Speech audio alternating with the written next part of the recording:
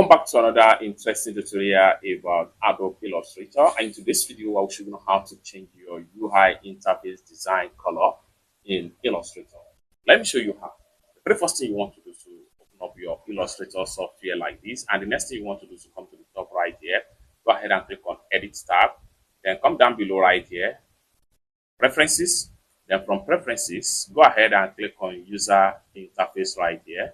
And it's going to bump up right here. So you have different color here that you can use as your UI interface design in Illustrator. You can decide to use dark color, or better still, you can decide to use medium dark color, just like what you see right here. Or better still, you can use medium light. Or lastly, you can use light in your Illustrator. Once you are satisfied with whatever color you choose, come down below right here and hit on OK, and you are good to go.